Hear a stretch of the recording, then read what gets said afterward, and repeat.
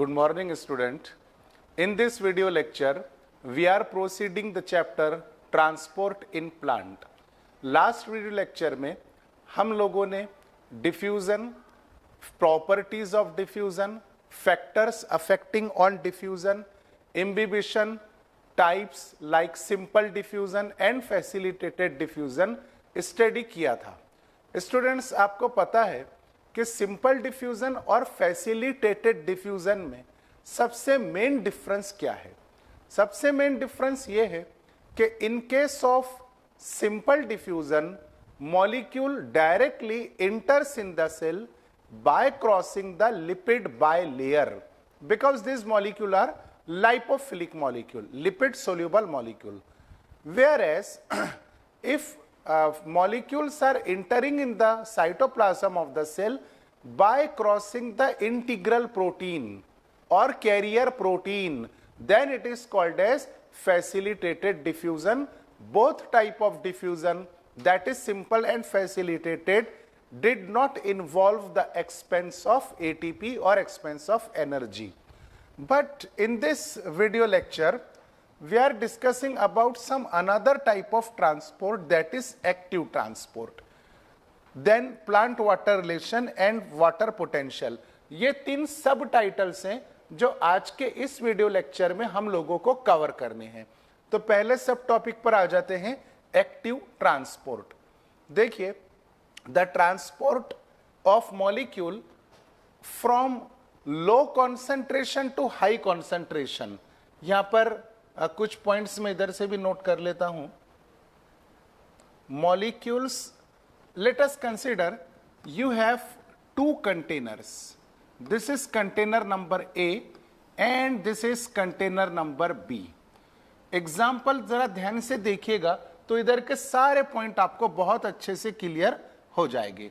अब मान लीजिए, sorry, again I am writing here container number A and this is suppose container number B. Okay, now container A is filled with 50 molecules of water. At the same time container B is filled with 100 molecules of water. Okay, दो containers के comparison में container A के पास water molecules का concentration कम है, container B के पास water molecule का concentration ज्यादा है. नेचुरली अगर आप ये दोनों कंटेनर को एक दूसरे से कनेक्ट कर देते हैं तो नेचुरली क्या होगा कि molecules are starts to moving from their higher concentration to their lower concentration by the process of diffusion. लेकिन मैं वर्ड कौन सा यूज किया बच्चों? Naturally. But suppose if molecules are moving from container A to container B, अगर molecule opposite direction में flow होते हैं, कम कॉन्सेंट्रेशन से ज्यादा कॉन्सेंट्रेशन की तरफ, कम क्वांटिटी से ज्यादा क्वांटिटी की तरफ, तो इन मॉलिक्यूल्स को अपोजिट डायरेक्शन में फ्लो होने के लिए एनर्जी कंपल्सरी लगेगी, एनर्जी की जरूरत पड़ेगी. So this movement of molecule from low concentration to high concentration is called as active transport. Passive transport इसका opposite होता है. Passive transport natural process है. Molecules are moving from high to low without energy. Passive. Active transport. Molecules are moving from lower concentration to higher concentration, low to high, with expense of energy. So this is called as active process. So in active transport, point number one, energy is necessarily required. Why energy is required? Because movement is taking place against the gradient, against the concentration gradient. देखिए दो word है, according to concentration gradient यानी high to low, और दूसरा है against concentration gradient यानी concentration gradient के खिलाफ, यानी नेचुरल प्रोसेस के खिलाफ. तो this active transport is against concentration gradient. तो यहां पे आप ये पॉइंट भी मेंशन करना जरूरी है कि active transport is taking place against concentration gradient. Okay, next thing, ये तो एग्जांपल में आपको एक्सपेरिमेंटली दिया, मतलब नॉन लिविंग एग्जांपल। अब मान लीजिए आपके पास में ये सेल है, this is cytoplasm of the cell and this is outer environment. Outer environment and cytoplasm are separated by membrane. So this much piece of the membrane I am going to draw over here. This is suppose lipid bilayer. This is first layer of the lipid. This is mirror image, that is another layer of the lipid which is interrupted by the carrier protein. देखिए last lecture में भी हम लोगों ने देखा था कि plasma membrane में कंप्लीटली बरीड या पार्शियली बरीड प्रोटीन जो होते हैं इन्हें हम कैरियर प्रोटीन कहते हैं, because they carry the molecule from one place to another place. So these protein are the carrier protein. Carrier protein अलग अलग टाइप्स के होते हैं। मान लीजिए ये अनदर कैरियर प्रोटीन है।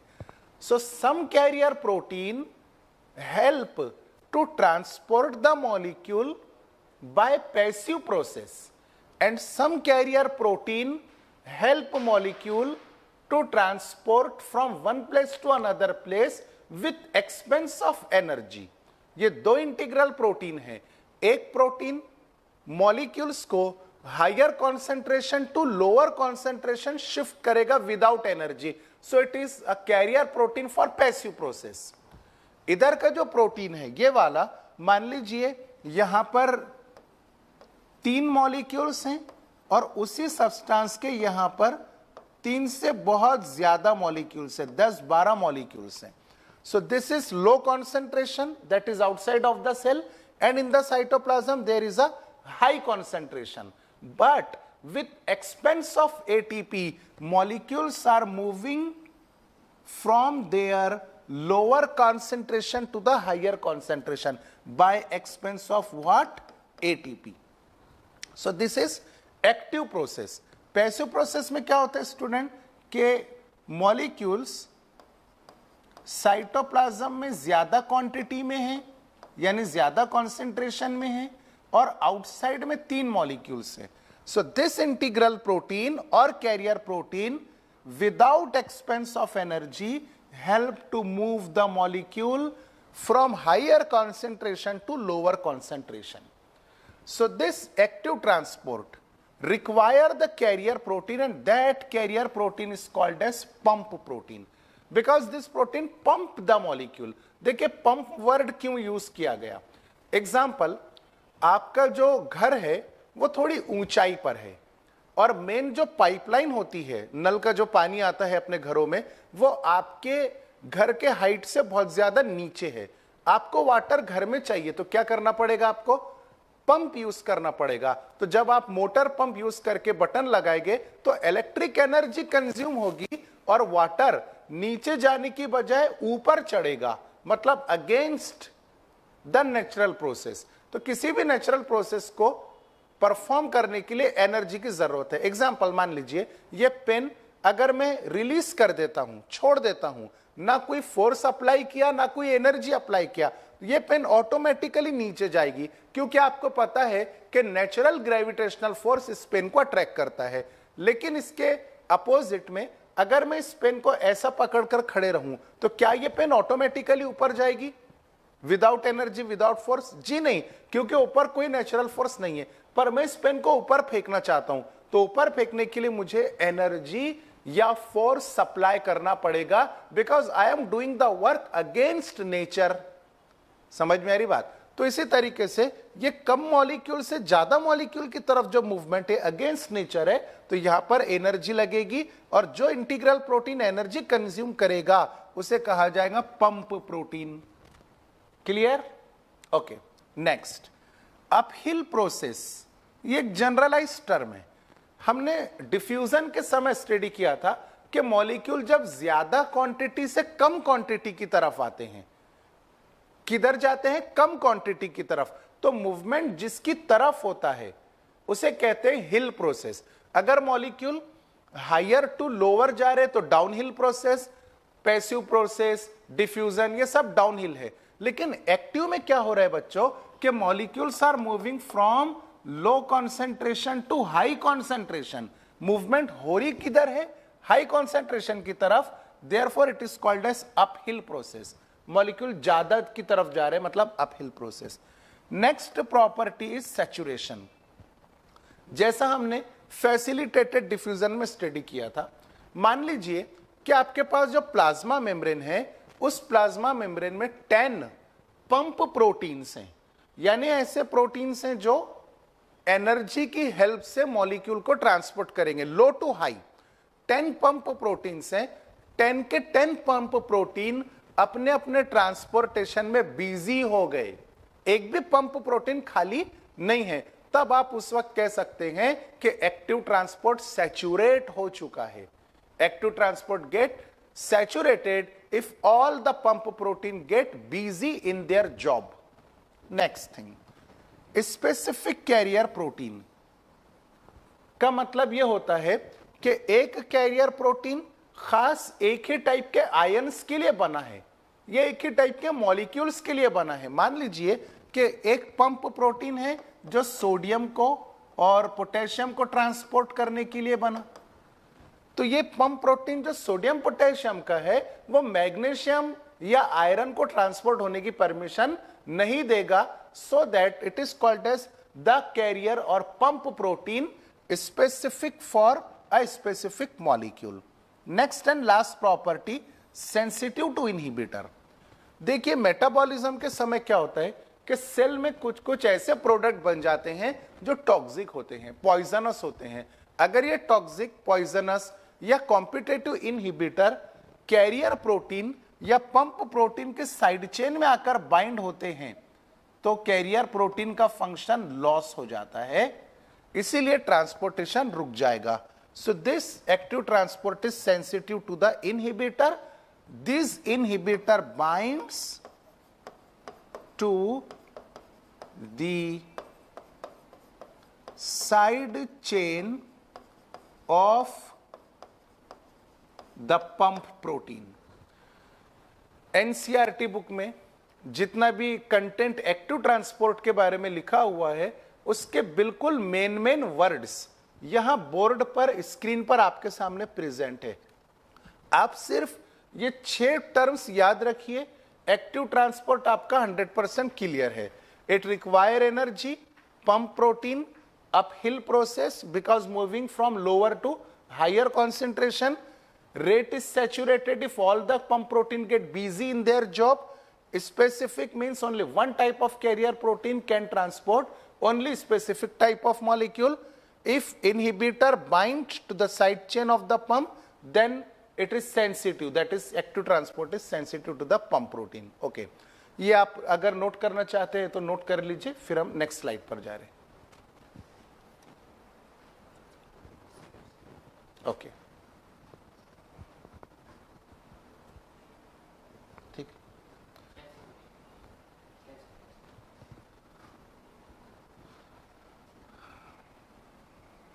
हाँ, नाउ देखिए बच्चों, लास्ट लेक्चर से मतलब पिछला जो लेक्चर हुआ वो और ये लेक्चर अभी तक जितना हुआ ये मिला करके हमने सिंपल डिफ्यूजन स्टडी किया, फैसिलिटेटेड डिफ्यूजन स्टडी किया, एक्टिव ट्रांसपोर्ट स्टडी किया। अब वक्त है एक क्वेश्चन का जो एनसीईआरटी बुक में ही टेबल दिया है, आपको ये सॉल्व करना है और चेक करना है कि आपका आंसर कितनी हद तक के, कितने आंसर आपके राइट होते हैं।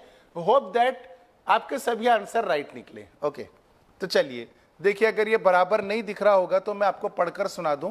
प्रॉपर्टीज का पहला कॉलम है, first property require special membrane protein, और यहां पे 3 प्रोसेस के नाम है, सिंपल डिफ्यूजन, और यह है आपका क्वेश्चन, सिंपल डिफ्यूजन में स्पेशल मेम्ब्रेन प्रोटीन की जरूरत होती है या नहीं होती है? आपको यस और नो में आंसर देना है। ओके, तो चलिए देखते हैं कि आपके आंसर किस तरीके से। मैं भी यहाँ पे नोट करना शुरू कर देता हूँ, और मैक्सिमम स्टूडेंट सर अपना चैट बॉक्स ऑन है क्या? ओके, चैट बॉक्स में आप आंसर दे सकते हैं।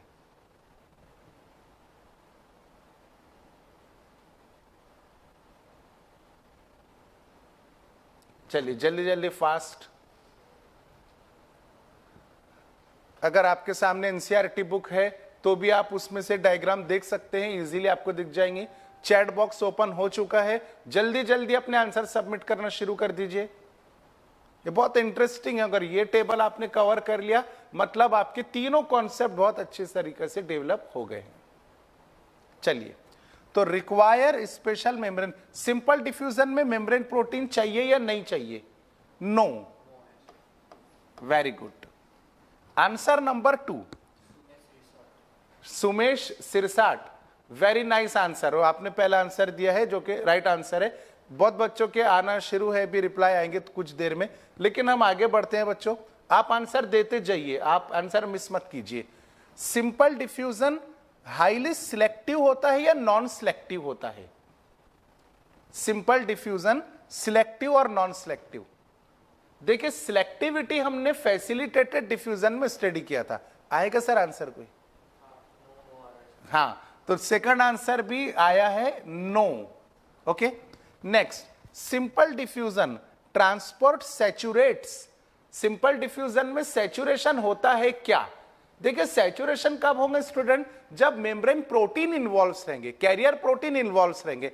सिंपल डिफ्यूजन में तो डायरेक्ट मॉलिक्यूल लिपिड बाइलेयर को क्रॉस कर रहे हैं ना। सिंपल डिफ्यूजन में कैरियर प्रोटीन का कोई रोल नहीं है, इसलिए वहां पे सैचुरेशन या अनसैचुरेशन नहीं आ सकता। तो आपका आंसर आएगा नो। ठीक है, ये चेक करेंगे हम इसके बाद में राइट आंसर क्या है। Simple diffusion require ATP. ये सवाल पूछा है बुक वाले ने अपने से कि सिंपल डिफ्यूजन को एटीपी की जरूरत है क्या? तो भाई simple diffusion, facilitated diffusion, transport, ये दोनों आखिरकार टाइप किसकी है? पैसिव की। और पैसिव क्या कहता है कि मुझे एटीपी नहीं चाहिए। ओके, तो no ATP require.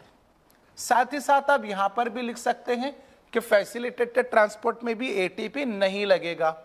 Next thing, अब ऊपर से आते हैं, फैसिलिटेटेड ट्रांसपोर्ट में मेम्ब्रेन प्रोटीन की जरूरत है क्या? ये कमेंट्स बहुत सारे आ रहे हैं, very good. I am too much happy to seeing this comments. Actually बच्चों मुझे लगा था कि मेरा वीडियो लेक्चर शायद कोई नहीं देखता होगा लाइव, लेकिन अभी बहुत अच्छा लग रहा है कि इतने सारे कमेंट आ रहे हैं। देखता हूं मैं और कमेंट। तो answer, facilitated transport require the membrane protein, answer is yes. Okay, next, facilitated diffusion selective होता है क्या? टेक्स्ट के अंदर अगर आपने पढ़ा होगा तो देखा होगा कि this facilitated diffusion allow to select the molecule for the cytoplasm. So answer will be yes. Okay, now next, facilitated diffusion uphill transport. देखिए फैसिलिटेटेड डिफ्यूजन टाइप किसका है? पैसिव का। और पैसिव क्या कहता है कि मूवमेंट हायर टू लोअर होगी, मतलब डाउनहिल प्रोसेस होगा। तो यहां पर हम आंसर देंगे कि भाई फैसिलिटेटेड डिफ्यूजन अपहिल ट्रांसपोर्ट नहीं है। ओके, अब एक्टिव ट्रांसपोर्ट में इन प्रॉपर्टीज के क्या आंसर आएंगे? Active transport require the membrane protein, obviously required the membrane protein, means yes, this membrane protein are carrier और pump protein. Second, active transport is highly selective, yes, only selected, क्योंकि energy खर्च हो रही ना भाई molecule को लाने के लिए।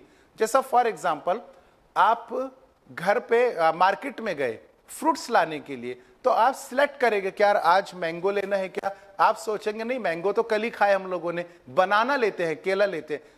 केला नहीं, लोगों को सर्दी हो जाती है अपने घर में, ये आप सोच रहे हैं। केला कैंसिल किया आपने, चीकू ले लिया मार्केट से। क्यों सोच रहे भाई? क्योंकि आपको पैसा खर्चा करना है ना। अगर मान लीजिए मार्केट में सारे फ्रूट फ्री में मिले तो आप 10-12 किलो आम, 10-12 दर्जन केले, चीकू 50-60 किलो, ये सब स्टॉक अपने घर में लाके मोहल्ले वालों को बांटेंगे। लेकिन ऐसा नहीं होता है। एक्टिव ट्रांसपोर्ट में भी ऐसे ही है कि आपको खर्च करना पड़ेगा एनर्जी, तो it is highly selective. Transport सैचुरेट्स, answer is yes, transport saturate.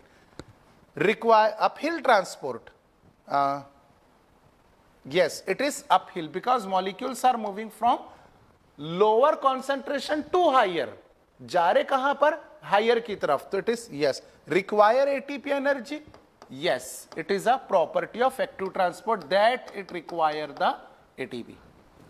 ठीक है, तो अब ये हम लोगों के आंसर्स हो गए, मैक्सिमम स्टूडेंट्स के आंसर मिला के। चलिए चेक करते हैं, no no no no, yes yes, no no, फिर सबके सब यस। एक मिनट, मैं अपने आंसर सेव कर लेता हूं। हाँ, these are the correct answer which are given in NCERT। पहले कॉलम में सभी नो, फिर 3 नो, 3 यस 2 नो। लिखने में थोड़ा शायद गड़बड़ हो गई, इधर 4 ही लिखे अपन ने, पर और यहां पे सब यस। ओके, तो all you students are right, आप सब लोग राइट आंसर दे चुके हैं। नेक्स्ट थिंग, तो वेरीफाई द आंसर, ये दिस इज वेरिफिकेशन। हाँ, अब जब सिलेबस आगे बढ़ेगा तो आप देखेंगे कि टाइटल नंबर 2 दिया हुआ है, मतलब आज के लेक्चर का title number 2, plant water relation, कि भाई प्लांट और वाटर में क्या संबंध है। वाटर नहीं तो प्लांट भी नहीं। आप लोग जानते हैं कि किसान जून जुलाई में क्यों अपनी फसल बोते हैं, क्योंकि बारिश होती है। और अगर ऐसा ना हो, खुदा ना खास्ता, कि अगर बारिश ही नहीं हुई तो किसान भाई हमारे बहुत परेशान हो जाते हैं, क्योंकि उनको प्रोडक्टिविटी नहीं मिल पाती है। इससे समझ में आता है कि प्लांट की लाइफ में वाटर सबसे ज्यादा अहम है। कार्बन डाइऑक्साइड भी इंपॉर्टेंट है, दूसरे एलिमेंट भी इंपॉर्टेंट है, but water act as a major limiting factor for the plant. तो वाटर सेल के अंदर क्या करते हैं,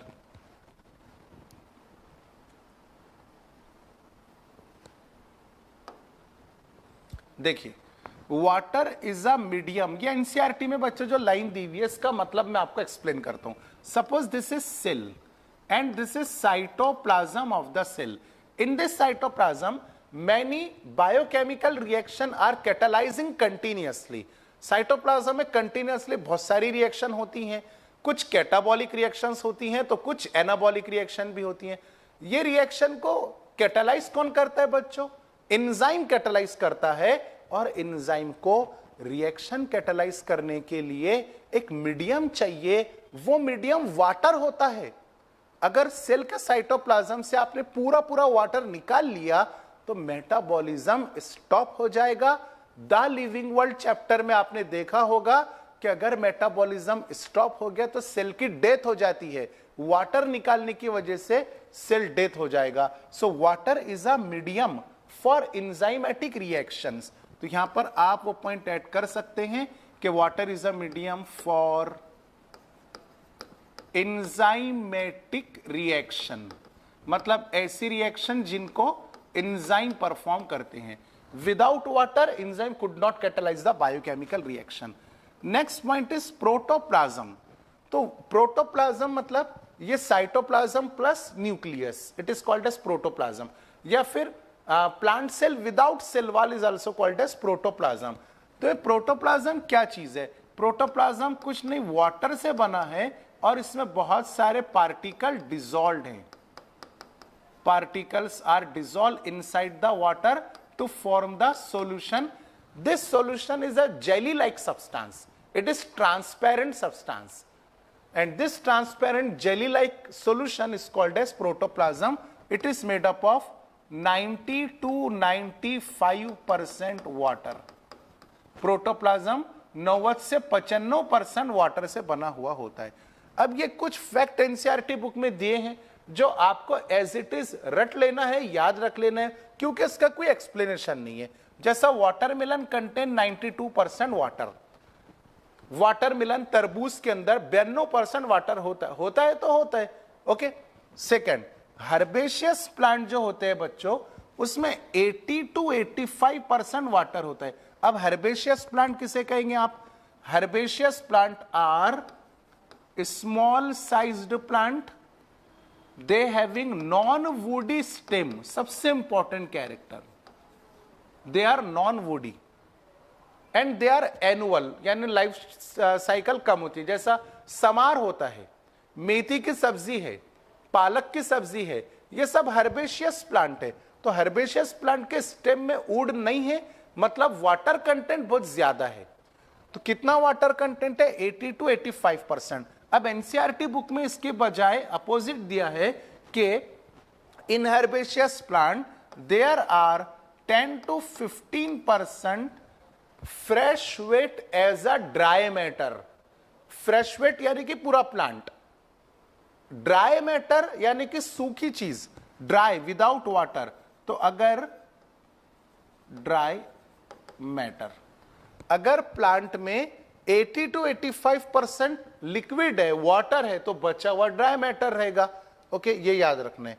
देन सीड जो होते हैं, जैसा चना है आपके पास में, बहुत पुराना हो गया, ब्राउन कलर का है, एकदम टफ है, तब भी उसके अंदर very small amount of water होता है ताकि एंजाइमेटिक रिएक्शन स्टार्ट रहे। वो सीड हालांकि डॉर्मेंट हो चुका है, लेकिन डॉर्मेंसी में भी बायोकेमिकल रिएक्शन स्लो रेट में चलेगी, फास्ट नहीं चलेगी। Biochemical reaction get slow in germination due to less amount of water, but dry seed still contain the water which help in the process of germination. So these are all about the point which are given in NCERT book, and these 3 points are to be remembered by every student. Okay, next slide पर चलते हैं।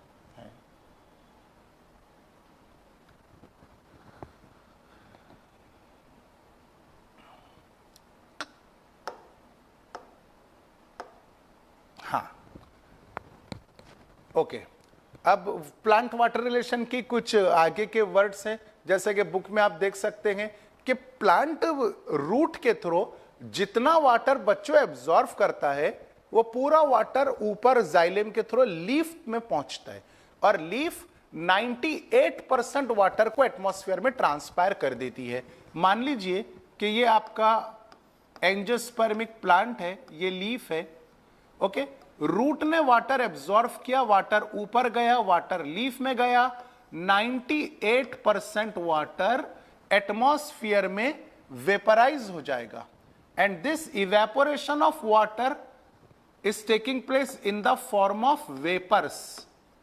आप बोलेंगे कि sir हमने तो कई बार plant देखे लेकिन लीफ में से वाटर जाते हुए तो दिखाई नहीं देता, तो बच्चों वेपर्स के फॉर्म में इवेपोरेट होता है, and this evaporation is called as transpiration. So most of the water means how much percent? 98% of water absorbed by the plant, by most of the water that absorbed by the plant get evaporated by the process of transpiration. और leaf में सिर्फ 2% water बाकी रहेगा जो photosynthesis और other metabolism के लिए काम में आएगा। नेक्स्ट थिंग, अब ये कुछ फैक्ट ही हैं। कॉर्न प्लांट जो होता है, लेकिन कैसा कॉर्न प्लांट बोला उसने? Matured corn plant transpire 3 litre of water in 1 day. एक दिन में कॉर्न यानी कि ये जो अपना मेज होता है, जिया मेज का प्लांट, तो उसे कॉर्न प्लांट कहते हैं। ये एक दिन में बच्चों कितने लीटर वाटर लॉस कर देता है? 3 litre. As it is point को याद रखना है। मस्टर्ड प्लांट अपने वजन के बराबर वाटर एब्जॉर्व करते हैं। अब देखो यहां पे कंफ्यूजन होता है। पहले पॉइंट में क्या लिखा हुआ है कि 3 लीटर वाटर गेट ट्रांसपायर, और दूसरे पॉइंट में मस्टर्ड प्लांट के बारे में क्या लिखा है कि इट एब्जॉर्व द वाटर। तो हम लोग पढ़ते पढ़ते कंफ्यूज हो जाते हैं। ये क्वेश्चन पेपर जब सामने आता है तो कंफ्यूज हो जाते हैं कि भाई मस्टर्ड प्लांट ने अपने वजन के बराबर वाटर एब्जॉर्व किया था या ट्रांसपायर किया था। ओके, ऊपर भी कंफ्यूज कि भाई मैच्योर कॉर्न प्लांट ने 3 लीटर वाटर एक दिन में एब्जॉर्व किया था या ट्रांसपायर किया था। तो पॉइंट याद रखिए, corn plant transpire and mustard plant absorb the water equal to its own weight within 5 hours only, within 5 hours. Okay, next, अब देखिए वाटर इतना ज्यादा जरूरी है, जैसा अपन ने देखे कि सेल की टर्जिडिटी के लिए, एंजाइमेटिक एक्टिविटी के लिए, प्रोटोप्लाज्म वाटर से बना हुआ है, वाटर फोटोसिंथेसिस का रॉ मटेरियल है। वाटर के बगैर प्लांट की लाइफ आगे नहीं बढ़ सकती है, इसीलिए वाटर को लिमिटिंग फैक्टर कहा गया, यानी ऐसा फैक्टर जिसकी वजह से प्लांट की लाइफ में इफेक्ट हो सकते हैं। Okay, so water is a limiting factor for plant growth and productivity. जैसा हमने देखे कि प्लांट की ग्रोथ ही नहीं होगी तो उसकी प्रोडक्टिविटी भी नहीं हो पाएगी। तो ग्रोथ और प्रोडक्टिविटी याद रखना है कि वाटर लिमिटिंग फैक्टर है। कौन सी चीजों के लिए लिमिटिंग है भाई? ग्रोथ एंड प्रोडक्टिविटी के लिए वाटर लिमिटिंग फैक्टर है in agriculture ecosystem as well as natural ecosystem. Agriculture मतलब खेत, अगर वाटर नहीं मिला प्लांट्स को तो पूरी फसल खत्म हो जाएगी, प्रोडक्टिविटी नहीं मिल पाएगी। नेचुरल, दुबकाले के सीजन में आप जाओ, समर सीजन के अंदर किसी भी फॉरेस्ट और जंगल में, तो आपको छोटे प्लांट ज्यादा नहीं दिखेंगे, वो विल्टेड हो जाते हैं, मतलब ड्राई होकर के मर जाते हैं क्योंकि उनको वाटर अवेलेबिलिटी नहीं होती है। तो नेचुरल सिस्टम में प्लांट हो या एग्रीकल्चर सिस्टम में प्लांट हो, वाटर कंपल्सरीली लगेगा। Okay, so this is now. देखते हैं नेक्स्ट स्लाइड में क्या है। हाँ, अब जिस चीज का सभी बच्चों को इंतजार था, वाटर पोटेंशियल, खासतौर से जो रिपीटर स्टूडेंट्स अगर इस लेक्चर को देख रहे होंगे तो अब उनको थोड़ा सा लगा होगा चलो अब अपने काम की चीज शुरू होगी, क्योंकि बच्चों ये बहुत कंसेप्चुअल थिंग है जिसके कंसेप्ट इजीली क्लियर नहीं हो सकते हैं। हम आज पूरी कोशिश करेंगे कि बहुत आसानी से वाटर पोटेंशियल आपको याद हो जाए। देखिए ये सारी चीजें तो मैं एक्सप्लेन करूंगा, अभी पहले मैं अपने हिसाब से अपने स्टाइल में आपको एक्सप्लेन कर दूं। मान लीजिए बच्चों कि आपके पास में 2 बीकर्स हैं, 2 कंटेनर्स हैं। टाइम हो गया? हाँ बता दो ना। बिल्कुल करेंगे बेटा ट्रांसपिरेशन। क्या नाम बच्चे का? फैजल अहमद खान का क्वेश्चन लाइव चैट में आया है, मेरे को मालूम, बहुत खुशी हो रही है लाइव चैट देख के। मैं एक बार और बोलता हूँ, पहले ऐसा लगता था मैडम के बच्चे देख रहे नहीं होंगे, लेकिन अब देख भी रहे, कमेंट भी कर रहे। तो फैसल, जो प्लांट एब्जॉर्व करेगा प्लांट, तो वो 98% वाटर को बेटा एब्जॉर्व भी कर देगा, नहीं तो वाटर रहेगा कहाँ? प्लांट में फंस जाएगा ना पूरा वाटर, और फंस जाएगा तो फिर नेक्स्ट वाटर एब्जॉर्व नहीं कर पाएगा, तो ट्रांसपिरेशन होगा। ओके, आगे बढ़े फैसल, थैंक यू। तो वाटर पोटेंशियल हम स्टडी कर रहे। देखिए आपके पास में 2 कंटेनर है, ध्यान से देखिएगा जरा। अभी कुछ देर के लिए आप लोग यानी स्टूडेंट्स जो है वो चैट स्टॉप कर दीजिए। Container A, container B. देखिए कंटेनर ए में मैं 50 वाटर मॉलिक्यूल्स ऐड किया हूं। ओके, एकदम सिंपल वे से जा रहे हैं अपन। कंटेनर ए में 50 वाटर मॉलिक्यूल्स मैं ऐड कर चुका हूं। कंटेनर बी में भी मैं 50 वाटर मॉलिक्यूल्स ऐड करता हूं। So I am going to add 50 molecules of water. अब मान लीजिए बच्चों कि दोनों कंटेनर को अगर मैं कॉमन पाइपलाइन से कनेक्ट कर देता हूं, सोच समझ के जवाब दीजिएगा, तो वाटर की मूवमेंट कौन से कंटेनर से कौन से कंटेनर की तरफ होगी? ए टू बी या B to A? Yes, water neither move from A to B nor from B to A because there is a equilibrium condition.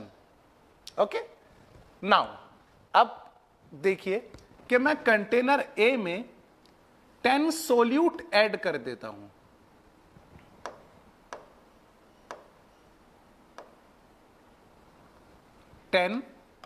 Solute, और कंटेनर बी में मैं ऐड कर देता हूं बच्चों 20 सोल्यूट। तो सोल्यूट और वाटर यानी कि सॉल्वेंट, ये क्या बन जाएगा? सॉल्यूशन। कंटेनर ए में भी कौन तैयार हो गया? Solution. Container A 50 water molecules में 10 सोल्यूट ऐड किया, सोल्यूबलाइज सोल्यूट है ये, मिक्स कर दिया अच्छे तरीके से, सॉल्यूशन तैयार हो गया। कंटेनर बी में 50 वाटर मॉलिक्यूल के साथ 20 सोल्यूट ऐड किया, मिक्स कर दिया, सॉल्यूशन बन गया। कौन सा सॉल्यूशन हाई कॉन्सेंट्रेटेड है, कौन सा सॉल्यूशन लो कॉन्सेंट्रेटेड है, ये आपको डिसाइड करना है। सॉल्यूशन का जो कॉन्सेंट्रेशन है यानी कि सॉल्यूशन का थिकनेस, सॉल्यूशन का जाड़ापन, ये सोल्यूट की क्वांटिटी पे बच्चों डिपेंड करता है। जिसमें ज्यादा सोल्यूट रहेंगे ये हाई कॉन्सेंट्रेटेड सॉल्यूशन बनेगा, हाई कॉन्सेंट्रेटेड सॉल्यूशन। और जिस तरफ कम सोल्यूट है यहां पे सॉल्यूशन का कॉन्सेंट्रेशन लो रहेगा, it is low concentrated solution. Okay, low concentrated solution यानी पतला सॉल्यूशन, हाई कॉन्सेंट्रेटेड यानी गाढ़ा सॉल्यूशन। अब आप लोग बताएं कि मूवमेंट कहां से कहां होगी अगर हम दोनों बीकर को कनेक्ट कर देते हैं तो। Yes, movement. Sir chat box on कर दो अपना, अभी आंसर आएंगे। मैं 5 या 10 सेकंड रुक जाता हूं आप लोगों के लिए, लेकिन क्योंकि बहुत इंपॉर्टेंट चीज है बच्चों, अगर ये आपको यहां पे समझ में आ गया ना तो ये चैप्टर बहुत आसान हो जाएगा आपके लिए। Movement is taking place from which container to which container. दोनों में सॉल्यूशन है, एक में लो कॉन्सेंट्रेटेड सॉल्यूशन है, सिर्फ 10 सॉल्यूट है, दूसरे में 20 सॉल्यूट्स है, हाई कॉन्सेंट्रेटेड सॉल्यूशन है, बी में। चलिए चलिए फास्ट जल्दी से।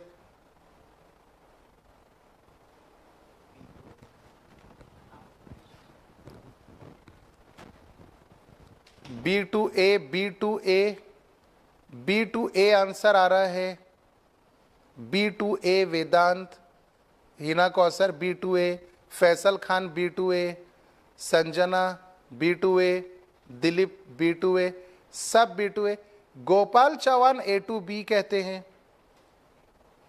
बाकी सब B2A, सदफ B2A। बाप रे, बहुत स्पीड में चैट्स आ रहे हैं, थैंक यू वेरी मच। अब बच्चों 1 मिनट रुक जाइए और बोर्ड की तरफ देखिए कि सॉल्यूशन कैसे मूव होगा और कहां मूव होगा। देखिए आपके पास में एक ग्लास है, उस ग्लास में 100 ml वाटर है और आपने 4 चमचे शुगर ऐड किया, मिक्स कर दिया, एकदम गाढ़ा गाढ़ा सॉल्यूशन बन गया ए में। फिर आपने दूसरा गिलास लिया, उसको नाम दीजिए बी में भी आपने उतना ही वाटर लिया, मतलब 100 ml वाटर, और सिर्फ 1 स्पून फुल यानी 1 चम्मच शुगर ऐड किया और मिक्स कर दिया, पतला पतला लिक्विड तैयार हो गया। एक में 4 चमचे शुगर है और एक में 1 चम्मच शुगर है, दोनों को कनेक्ट कर दिया आपने। जिसमें 4 चमचा शुगर है वो गाढ़ा सॉल्यूशन है, थिकनेस बहुत ज्यादा उसकी, और जिसमें 1 चमचा शुगर है उसमें पतला सॉल्यूशन है। अब आपने दोनों ग्लास को कनेक्ट कर दिया तो पतला सॉल्यूशन गाढ़े की तरफ मूव होगा, क्योंकि पतले सॉल्यूशन में वाटर मॉलिक्यूल फ्री ज्यादा है, पोटेंशियल एनर्जी ज्यादा है, काइनेटिक एनर्जी भी ज्यादा है। अब यहां पे आप देखिए कि सॉल्वेंट 50 है, यहां पर भी सॉल्वेंट 50 है, लेकिन 20 सॉल्यूट और इधर 10 सॉल्यूट। क्या होता है बच्चों कि एक सॉल्यूट पार्टिकल जब वाटर में जाता है तो वो 50 में से 1 वाटर मॉलिक्यूल को अपने साथ बाइंड कर लेता है, तो वाटर मॉलिक्यूल के फ्लो होने की कैपेसिटी खत्म हो जाती है। मैंने यहां पे 10 सॉल्यूट ऐड किया तो 50 में से 10 वाटर मॉलिक्यूल सॉल्यूट के साथ कंबाइन हो गए और 50 वाटर मॉलिक्यूल में से 10 वाटर मॉलिक्यूल के फ्लो होने की कैपेसिटी हमेशा के लिए खत्म हो गई। Got it? नेक्स्ट ग्लास चलिए, 50 वाटर मॉलिक्यूल में मैंने 20 सॉल्यूट ऐड किया तो 20 सॉल्यूट 20 वाटर मॉलिक्यूल के साथ कंबाइन हो गए, 50 में से 20 वाटर मॉलिक्यूल कंबाइन हो गए सॉल्यूट के साथ, बचे कितने? सिर्फ 30। तो जो बचे हुए फ्री वाटर मॉलिक्यूल है उनके पास फ्लो होने की कैपेसिटी रहती है। जो वाटर मॉलिक्यूल सॉल्यूट के साथ कंबाइन हो गए उनकी फ्लो होने की कैपेसिटी खत्म हो गई। तो देखिए 50 में से 20 का फ्लो होने का कैपेसिटी खत्म हो गया। फ्लो होने का कैपेसिटी कितने वाटर मॉलिक्यूल्स के पास है? 30 water molecule which are existed in free state. Glass number A में आइए, यहां पर फ्री वाटर मॉलिक्यूल कितने? 50 वाटर मॉलिक्यूल में से 10 मॉलिक्यूल्स तो सॉल्यूट के साथ कंबाइन हो गए, बचे 40 free water molecules, water molecule जो फ्री है। अब जो फ्री वाटर मॉलिक्यूल्स होते हैं उनमें फ्लो होने का कैपेसिटी होता है 30 के पास, यहां पे 30 का फ्री वाटर मॉलिक्यूल्स है, फ्लोइंग कैपेसिटी, यहां पर 40 का फ्लोइंग कैपेसिटी है। तो फ्लोइंग कैपेसिटी ज्यादा किसका है? यस, कंटेनर ए में, और कम कैपेसिटी है कंटेनर बी में। तो water molecules are moving from A to B. समझे? तो ऐसे ही मैंने इसीलिए आपको क्वेश्चन पूछा था बच्चों, बुरा मत मानना, क्योंकि ये इसका आंसर पहले हम अपोजिट देते हैं, लेकिन जब कंसेप्ट दिमाग में बैठता है तब समझ में आ जाता है कि नहीं यार इसका आंसर तो ऐसा था। तो नीट में बहुत सारे बच्चे गड़बड़ करते अपने आंसर रॉन्ग करके आते हैं, लेकिन अब आप लोग अपना आंसर रॉन्ग नहीं करेंगे क्योंकि आपको कंसेप्ट पता चल गया कि वाटर का जो मूवमेंट होता है वो फ्री वाटर मॉलिक्यूल पे डिपेंड रहता, कंबाइंड वाटर मॉलिक्यूल पे नहीं। और कंबाइंड वाटर मॉलिक्यूल सोल्यूट के साथ कंबाइन होते हैं, तो जिधर ज्यादा सोल्यूट्स रहेंगे वो हाई कॉन्सेंट्रेटेड सॉल्यूशन। देखिए high concentrated solution is also called as hypertonic solution, and the low concentrated solution is also called as hypotonic solution. तो अब आप ये भी कह सकते हैं कि sir movement of water is taking place from hypotonic solution to hypertonic solution.